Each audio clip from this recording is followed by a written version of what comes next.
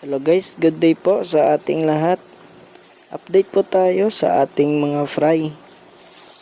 Ngayong araw, 19 days old na po sila. And bukas po, ililipat ko na po sila sa kabilang tank.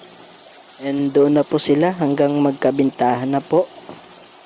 And doon po sa circular tank po na paglilipatan natin, mas mapapabilis po ang paglaki nila doon. Ngayon po ay kakatapos ko lang po na banlawan yung ating circular pond and ready na po ito para bukas. Kung nakikita nyo po, yung drainage po natin ay nasa gitna. Naka-design po yan para sa mabilis na pag-drain ng mga dumi ng ating mga isda. And yung butas po ng screen na ginamit natin is hindi na po kasya yung 0.5 inch na fry.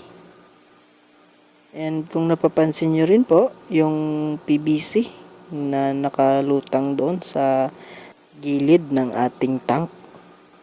Yan po ang magpapaikot ng ating tubig. Yung mga PVC na yan is connected po sa ating air pump. Yan po ang magtutulak ng tubig para umikot yung tubig sa loob ng ating tank. And yan din po ang mabibigay ng oxygen sa ating mga isda. And ang purpose po kung bakit pinapaikot natin yung tubig sa loob ng tank is para pumunta po yung mga dumi doon mismo sa center ng ating tank. Bukas po, makikita nyo po kung paano ito gumagana.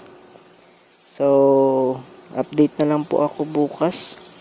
Kung may mga katanungan po kayo, i-comment nyo lang po sa comment section.